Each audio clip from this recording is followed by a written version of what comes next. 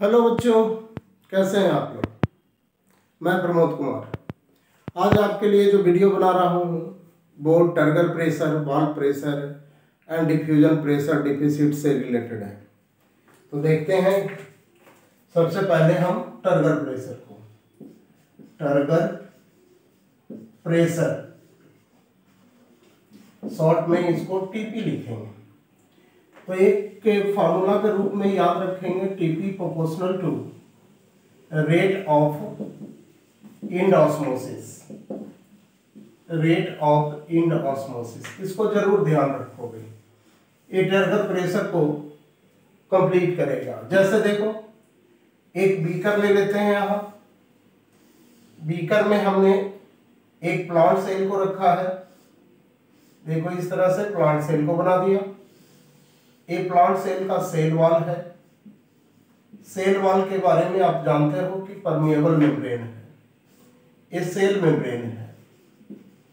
और cell membrane के बारे में भी जानते हो कि सेलेक्टिवली परमिएबल मेम्ब्रेन है। इसमें प्रोटोप्लाज्म पहले से कुछ तो होगा ही, लेकिन इस प्लांट सेल को हम रखे हैं बीकर के अंदर। अब इस बीकर में हम हाइपोटोनिक सॉल्यूशन को डाल देते हैं। देखो यहाँ पे जो मैंने डॉट डॉट दिया वो किसके लिए, हाइपोटोनिक सॉल्यूशन के लिए। ओके, तो जब हम किसी प्लांट सेल को इमर्ज करते हैं हाइपोटोनिक सॉल्यूशन में तो कौन सा प्रोसेस होगा, एक्स ऑस्मोसिस या इंड ऑस्मोसिस? जल्दी बोलो। बिल्कुल सही, इंड ऑस्मोसिस होगा। मतलब कि इससे वाटर मॉलिक्यूल अंदर जाना शुरू करेगा। वाटर मॉलिक्यूल अंदर जाएगा, मतलब कि यहाँ पे कौन सा प्रोसेस होगा, तो इंड ऑस्मोसिस का प्रोसेस होगा। यहाँ पे हो गया इंड ऑस्मोसिस। ओके, तो इंड ऑस्मोसिस जैसे जैसे होता जाएगा तो सोचो इस प्रोटोप्लाज्म का वॉल्यूम भी क्या होगा, बढ़ता जाएगा, इंक्रीज करेगा। तो प्रोटोप्लाज्म का वॉल्यूम इंक्रीज करेगा तो इस प्रोटोप्लाज्म के द्वारा इस रिजिड सेल वॉल के ऊपर में आउटवार्ड प्रेशर एक्सर्ट करा जाएगा। ये जो आउटवार्ड प्रेशर बनेगा उसी को हम किस नाम से जानेंगे, टर्गर प्रेशर के नाम से जानेंगे। सिंपल हो गया। फिर से मैं इसको डिफाइन कर देता हूं। When a plant cell emerged inside hypotonic solution then end osmosis occur inside the cell, therefore volume of protoplasm increase and protoplasm exert and outward pressure on cell wall which is known as turgor pressure. इतना clear हुए? ये turgor pressure का definition मैंने बता दिया। अब इसके बाद ध्यान दो कि टर्गर प्रेशर आउटवार्ड प्रेशर लगा है on sale wall bye protoplasm. तो देखो सेल वॉल तो रिजिड है। जैसे देखो इस बोर्ड को ही देखो, मैं जितना जोर से इसको दबा रहा हूं बोर्ड भी हमें उतना ही जोर से अपोजिट डायरेक्शन में फोर्स लगा रहा है। हमने जितना फोर्स लगाया बोर्ड ने भी हम पे उतना ही फोर्स लगाया। न्यूटन थर्ड लॉ पढ़े होगे, जितना एक्शन होता है उतना रिएक्शन भी होता है, इक्वल अपोजिट होता है। वैसा ही कंडीशन यहाँ पे भी होगा कि जो टर्गर प्रेशर उत्पन्न हुआ है सेल वॉल पर प्रोटोप्लाज्म के द्वारा, उसके अपोज में इस सेल वॉल के द्वारा इस प्रोटोप्लाज्म के ऊपर में फोर्स लगाया जाएगा। इस तरह से इनवर्ड प्रेशर लगाया जाएगा। किसके द्वारा? सेल वॉल के द्वारा। किसके ऊपर में? प्रोटोप्लाज्म के ऊपर में। जो आउटवार्ड प्रेशर उत्पन्न हुआ उसके रिस्पॉन्स में जो इनवार्ड प्रेशर सेल वॉल के द्वारा लगाया गया, इसको ही हम किस नाम से जानेंगे, वॉल प्रेशर के नाम से जानेंगे। सिंपल तो हो गया कि in response to turgor pressure, in response to turgor pressure cell wall exerted inward pressure on protoplasm known as wall pressure. इसका मतलब कि टर्गर प्रेशर और वॉल प्रेशर एक दूसरे का वैल्यू में इक्वल होगा, लेकिन अपोजिट डायरेक्शन का होगा। साइन अपोजिट की बात नहीं कर रहा हूं, केवल डायरेक्शन। एक देख रहा ना आउटवार्ड है, दूसरा इनवार्ड है। तो ऐसा लिख सकते हो आप कि TP equal to Tp equal to WP। ये तो आसानी से आपको पता चल गया होगा। मैंने बड़ा सा डिफिनीशन यहाँ न टर्गर प्रेशर का लिखा है न वाल्व प्रेशर का लिखा, बट डिक्टेट मैं कर दिया हूँ। आप डिक्टेट सुन करके आसानी से नोट डाउन कर सकते हो। अब इसके बाद देखिए रिलेशन देखते हैं turgor pressure and osmotic pressure में। ऑस्मोटिक प्रेशर पीछे पढ़ चुके हो आप। Osmotic pressure proportional to concentration of solute, ठीक है। लेकिन यहाँ पे मैं देखने जा रहा हूँ relation between turgor pressure and osmotic pressure, ठीक है।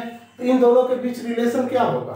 तो आपको पहले से पता है कि ओपी प्रोपोर्शनल होता है कंसंट्रेशन ऑफ सॉल्यूट का। एक कंसंट्रेशन ऑफ सॉल्यूट का होता है ओपी प्रोपोर्शनल, ठीक है। लेकिन टीपी प्रोपोर्शनल होता है रेट ऑफ इंडोस्मोसिस का। रेट ऑफ इंडोस्मोसिस का मतलब कि सेल के अंदर सॉल्यूट का अमाउंट बढ़ रहा है या सॉल्वेंट का, जल्दी बताओ। तो देखो वाटर जा रहा है अंदर ना, इसका मतलब कि सॉल्वेंट का अमाउंट बढ़ रहा है। जैसे जैसे सॉल्वेंट का अमाउंट बढ़ेगा आउटवर्ड प्रेशर उतना ज्यादा लगेगा, मतलब टर्गर प्रेशर उतना ज्यादा होगा। तो अब सोचो इस सॉल्वेंट, जैसे कि पहले से इस प्रोटोप्लाज्म के अंदर 100 मॉलिक्यूल्स वाटर थे मान लो, 50 मॉलिक्यूल्स सॉल्यूट थे मान लो, ठीक है। लेकिन इन ऑस्मोसिस हुआ तो 100 मॉलिक्यूल्स वाटर और इंटर कर गया, तो सॉल्वेंट का कंसंट्रेशन इसमें क्या बढ़ गया है ना। पहले 100 ही था, फिर से 100 गया, तब तो 200 वाटर मॉलिक्यूल्स हो गया, सॉल्वेंट मॉलिक्यूल्स हो गया। लेकिन सॉलिड कितना रह गया? वो तो 50 का 50 ही रह गया। इसका मतलब कि सॉल्वेंट का अमाउंट बढ़ता चला जा रहा है। तो जैसे जैसे सॉल्वेंट का अमाउंट बढ़ेगा उसके रेस्पॉन्स में बोलोगे, रेस्पेक्ट में बोलोगे कि सॉलिड का अमाउंट घटता जा रहा है। तो सॉलिड का अमाउंट घटता जाएगा, मतलब कि ऑस्मोटिक प्रेशर भी क्या होता जाएगा? घटता जाएगा। लेकिन जैसे जैसे सॉल्वेंट का अमाउंट इसमें बढ़ेगा वैसे वैसे आउटवर्ड प्रेशर अधिक लगता जाएगा, मतलब टर्गर प्रेशर हाई होता जाएगा। और जैसे जैसे टर्गर प्रेशर हाई होगा इसका मतलब कि इसके अंदर सॉलिड का कंसंट्रेशन घटता जाएगा, और सॉलिड का कंसंट्रेशन घटने का मतलब कि ऑस्मोटिक प्रेशर भी घटता चला जाएगा। इसका मतलब हो रहा है कि ऑस्मोटिक प्रेशर और टर्गर प्रेशर के बीच में रेसिप्रोकल रिलेशनशिप है, इनवर्सली प्रोपोर्शनल का है। तो डायरेक्ट आप लिख सकते हो Tp प्रोपोर्शनल टू 1/OP। इसको भी ध्यान में आपको रखना है। ओके, ये सब बातें हो गई किससे related? Turgor pressure, valve pressure से रिलेटेड। अब मैं डिफ्यूजन प्रेशर डिफिसिट का बात करता हूं, लेकिन पहले इसको रफ कर देता हूं। तो अब हेडिंग देते हैं डिफ्यूजन प्रेशर डिफिसिट। ओके, देखिए यहां पे डिफ्यूजन प्रेशर डिफिसिट। ओके, इसके बारे में टर्म दिया था, इसको शॉर्ट में डीपीटी भी कहते हैं, और डीपीटी टर्म दिया था बीएस मेयर ने दिया था।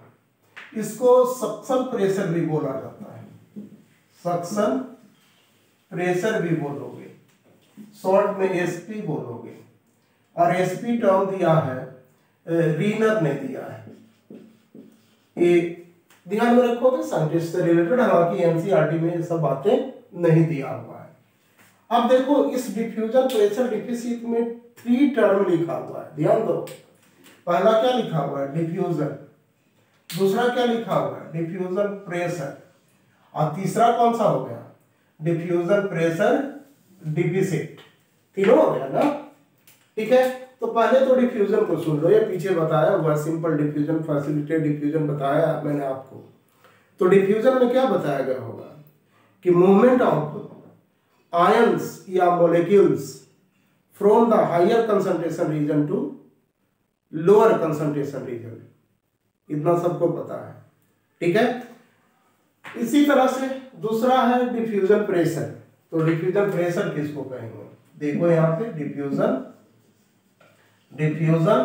प्रेशर, ठीक है। तो डिफ्यूजन प्रेशर कौन क्रिएट करेगा?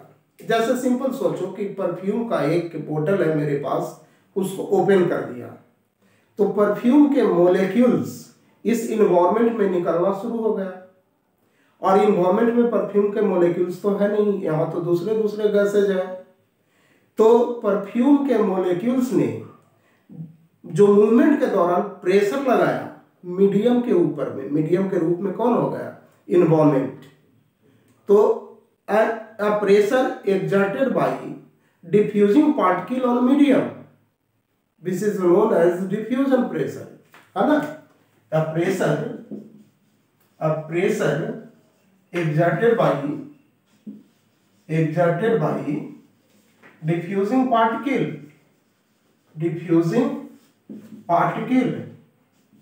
on medium, तो इसको क्या कह लोगे, कॉल्ड डिफ्यूजन प्रेशर के नाम से जानेंगे। ओके, अब बात रही तीसरा डिफ्यूजन प्रेशर डिफिसिट। तो इसको डीपीडी को समझने के लिए थोड़ा सा मैं एक एग्जांपल के लेता हूं, उसके बेसिस पे समझाता हूं। आपके पास दो ग्लास हैं, कांच वाले हैं, ग्लास का बना हुआ, ठीक है। तो इसमें देखोगे कि एक में मैं प्योर वाटर लिया है, पहले मैंने प्योर वाटर ले लिया है, और दूसरे में शुगर सॉल्यूशन लिया है, शुगर सॉल्यूशन। ओके, यहाँ पे देखो जो वाटर मॉलिक्यूल होंगे उनके बीच बीच में सॉलिड मॉलिक्यूल भी प्रेजेंट होंगे। जो इंटरमोलिक्यूलर स्पेस होगा इसके बीच में देखो इस तरह से मैं दिखा दिया हूं, सॉलिड मॉलिक्यूल भी प्रेजेंट है बहुत सारे, इस तरह से सॉलिड मॉलिक्यूल भी जाता है, ठीक है। इस तरह से वाटर मॉलिक्यूल के बीच में सॉलिड मॉलिक्यूल भी प्रेजेंट है। लेकिन यहाँ पे तो प्योर वाटर है, तो यहाँ तो कोई सॉलिड मॉलिक्यूल होगा ही नहीं, यहाँ तो केवल और केवल सॉल्वेंट होगा। इसका मतलब कि इसका टोटल इंटर मॉलिक्यूलर स्पेस है वो वैकेंट होंगे, लेकिन इसका इंटरमोलेक्यूलर स्पेस है वाटर मॉलिक्यूल के बीच में बहुत सारे फुलफिल हो गए होंगे, किससे, तो सॉलिड मॉलिक्यूल से, शुगर मॉलिक्यूल से। अब क्या करते हैं कि इस प्योर वाटर के ऊपर में भी 1 ड्रॉप कलर डालते हैं, और इस शुगर सॉल्यूशन में भी 1 ड्रॉप कलर डालते हैं। स्लोली 1 ड्रॉप कलर पुट कर दिया, यहाँ भी स्लोली 1 ड्रॉप कलर पुट कर दिया। तो देखते हैं क्या कि प्योर वाटर वाले में, प्योर सॉल्वेंट वाले में कलर मॉलिक्यूल का डिफ्यूजन का रेट अधिक है। ये जो डिफ्यूजिंग पार्टिकल है कलर के रूप में, उसका प्रेशर अधिक लग रहा है, किस पे, वाटर मॉलिक्यूल, सॉल्वेंट मॉलिक्यूल पे, और ये बड़ी आसानी से डिफ्यूज्ड हो गया है। लेकिन इसमें क्या हुआ है, डिफ्यूजन तो होना शुरू हुआ है, लेकिन यहाँ पे चूंकि सॉलिड प्रेजेंट है, देखो यहाँ सॉलिड प्रेजेंट है, ये इस मॉलिक्यूल को आगे बढ़ने नहीं दिया है। लेकिन जहां सॉलिड नहीं है वहां तो आगे बढ़ा है, बट यहां आकर के रुक गया है। मतलब ऐसा लग रहा है कि सॉल्वेंट में, प्योर सॉल्वेंट में डिफ्यूजन प्रेशर का रेट अधिक होता है इन रेस्पेक्ट टू सॉल्यूशन। मतलब कि डिफ्यूजिंग पार्टिकल के डिफ्यूजन प्रेशर का रेट सॉल्यूशन में डिक्रीज कर जाता है, डिफिसिट हो जाता है, कम हो जाता है इन रेस्पेक्ट टू सॉल्यूशन। तो प्योर सॉल्वेंट के रेस्पेक्ट में सॉल्यूशन में डिफ्यूजिंग पार्टिकल के प्रेशर का रेट जो घट गया, कम गया, उसी को हम किस नाम से जानेंगे, डिफ्यूजन प्रेशर डिफिसिट के नाम से जानेंगे। पता चल गया होगा। एक समय एक बार बोल लेता हूं, देखो diffusing particle colour, diffusing particle का रेट प्योर सॉल्वेंट में ज्यादा होगा in respect to sugar solution, है ना। क्यों ज्यादा होगा, क्योंकि यहाँ पे सॉलिड मॉलिक्यूल प्रेजेंट है, और इस सॉलिड किसके बीच में सॉलिड मॉलिक्यूल प्रेजेंट है, तो वाटर मॉलिक्यूल के इंटरमोलिक्यूलर स्पेस में, जिसके कारण क्या होगा कि इसमें डिफ्यूजिंग प्रेशर का rate of diffusing particle, diffusing particle के डिफ्यूजिंग प्रेशर का रेट डिक्रीज हो जाएगा, किसके रेस्पेक्ट में, प्योर सॉल्वेंट के रेस्पेक्ट में। और जितना से कमेगा डिफ्यूजन प्रेशर का rate in solution, then the pure solvent, उसी को हम किस नाम से जानेंगे? डिफ्यूजन प्रेशर डिफिसिट के नाम से जानेंगे। ओके, ये तो डिफिनीशन बता दिया, मैं लिख नहीं रहा हूं, लेकिन इतना बार डिक्टेट कर दिया कि बड़ी आसानी से आप नोट डाउन कर सकते हो। अब देखो, relation of different pressure between diffusion pressure deficit देख लेते हैं। Relation of different pressure with DPD. Okay, तो डीपीडी इक्वल टू, एक फॉर्मूला याद करना पड़ेगा आपको, DPD equal to OP minus WP, मतलब osmotic pressure minus wall pressure. और चूंकि आपको पता है कि WP equal to TP, hence DPD equal to OP minus TP, इतना तो पता चल गया। अब ध्यान देना है कि देखो, ये भी ध्यान में रखना है, आपको पता करके रखना है कि DPD प्रोपोर्शनल किसका होने जा रहा है? तो OP का, और चूंकि माइनस टीपी है तो डीपीडी इनवर्सली प्रोपोर्शनल किसका होगा? तो टीपी का। ये ध्यान में रखोगे, सभी रिलेशन पता चल जाएगा। ऐसे भी पीछे भी बताया था आपको कि ओपी प्रोपोर्शनल टू 1/TP, और चूंकि ओपी प्रोपोर्शनल टू डीपीडी तो डीपीडी प्रोपोर्शनल टू 1/TP ही होगा। ऑब्वियस सी बात है ना। अब इस फार्मूला से कोरिलेट करके कुछ क्वेश्चन देखते हैं। जैसे देखिए यहां पे क्वेश्चन के रूप में इस फार्मूला को ध्यान में रखो, DPD equal to OP minus TP, तो अपने आप दिमाग काम करना शुरू कर जाएगा आपका।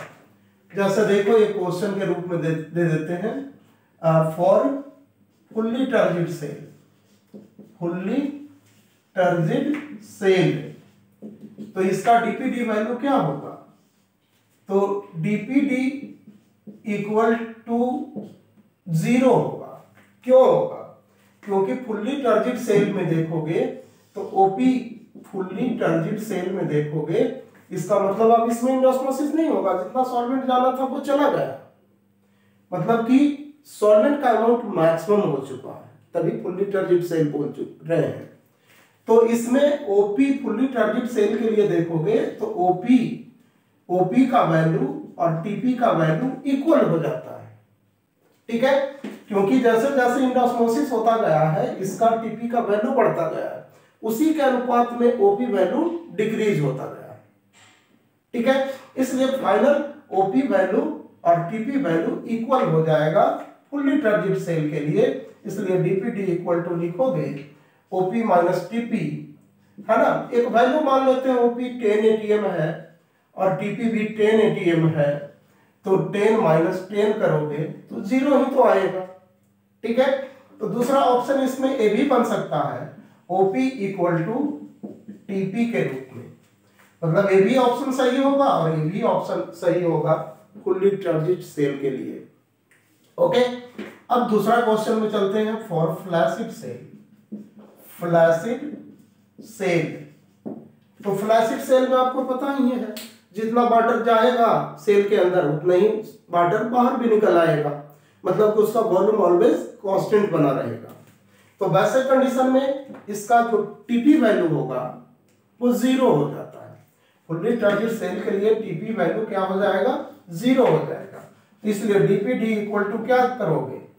तो ओपी माइनस टीपी करोगे, तो ओपी माइनस 0, इसका मतलब कि डीपीडी इक्वल टू ओपी होगा फ्लैसिड सेल के लिए। ओके, और इसी तरह से अगला क्वेश्चन देख लेते हैं, फॉर प्लाज्मोलाइज्ड सेल। तो प्लाज्मोलाइज्ड सेल के लिए ध्यान में रखना पड़ेगा कि टीपी वैल्यू निगेटिव में चला जाता है। टीपी वैल्यू कैसा हो जाता है? निगेटिव हो जाता है। तो DPD equal to OP minus TP आपको पता ही है, और टीपी का वैल्यू कैसा हो गया प्लाज्मोलाइज्ड सेल के लिए? निगेटिव हो गया है। तो DPD equal to OP minus TP, इसलिए फाइनल माइनस माइनस प्लस हो जाएगा, तो ओपी प्लस टीपी लिखोगे। किस सेल के लिए? प्लाज्मोलाइज सेल के लिए।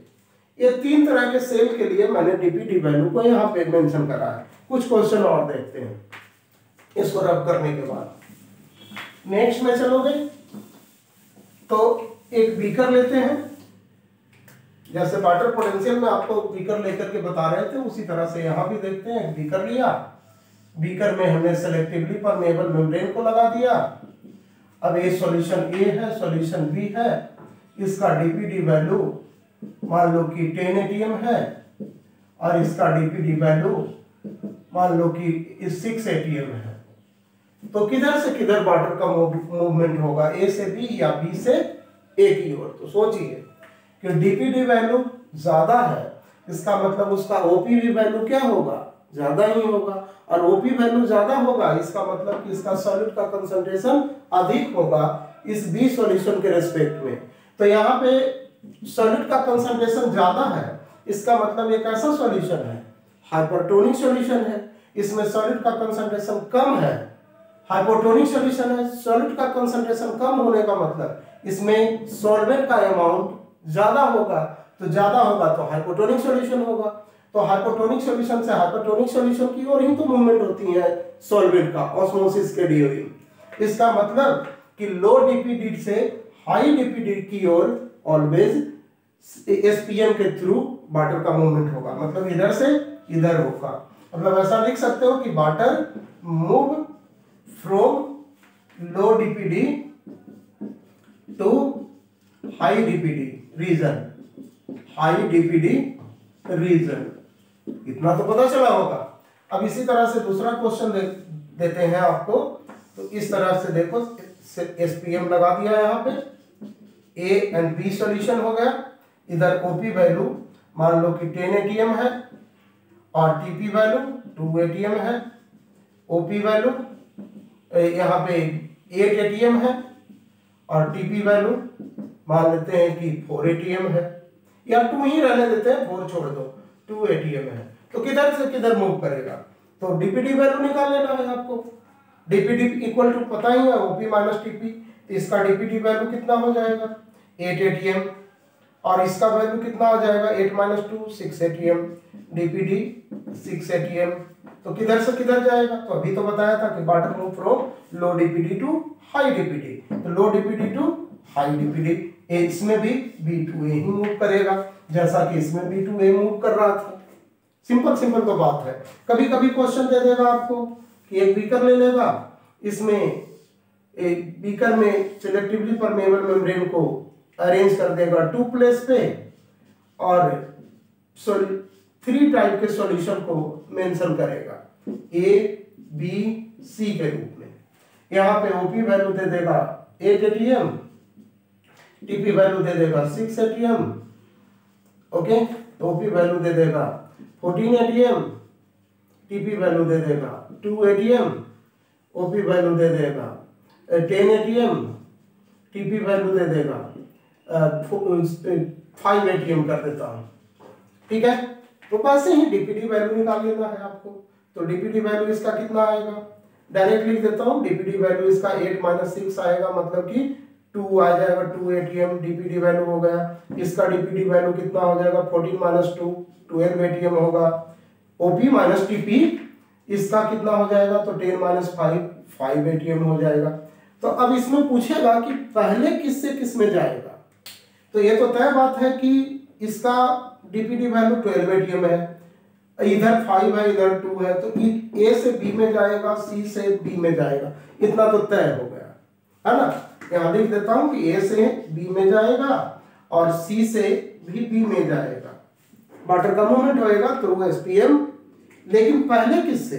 तो जिसका सबसे कम वैल्यू होगा डीपीडी का, फर्स्टली उधर से मूव करेगा बी की ओर। ये फर्स्टली होगा क्योंकि इसमें सॉल्वेंट का कंसंट्रेशन बहुत ज्यादा है, इसके रेस्पेक्ट में भी ज्यादा है ना, क्योंकि इसका वैल्यू 2 एटीएम है, इसका वैल्यू 5 एटीएम है।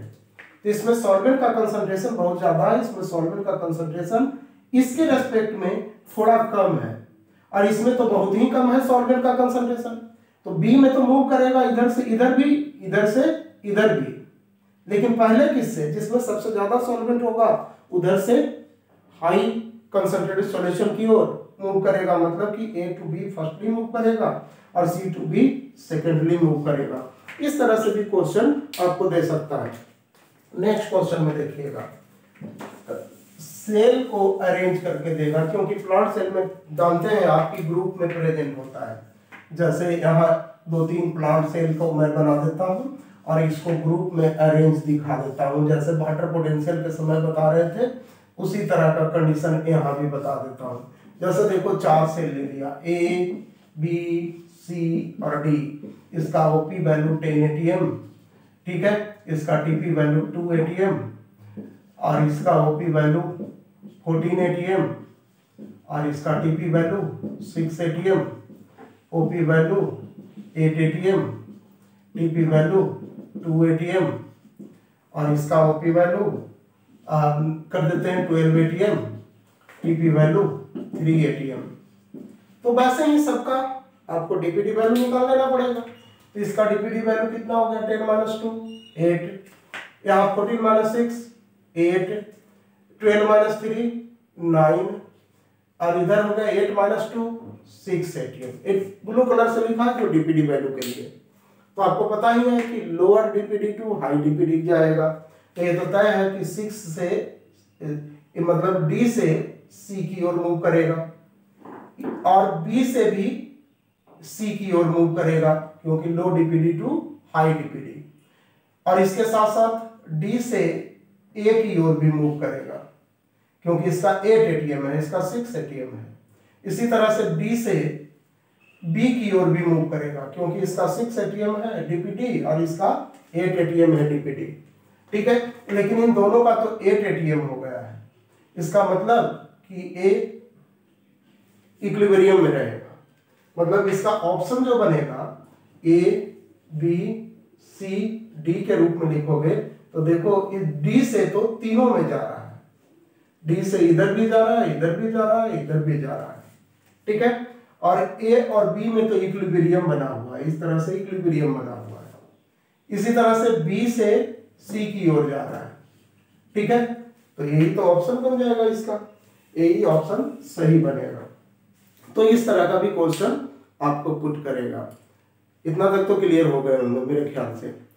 अब बच्चों आज का मैं लेक्चर यहीं समाप्त करता हूँ, नेक्स्ट वीडियो में नई बातें को लाऊंगा। लेकिन आप लोग इसको लाइक कीजिए, सब्सक्राइब कीजिए, मेरा हौसला बढ़ाइए, आप लोग भी फायदा उठाइए। Thank you.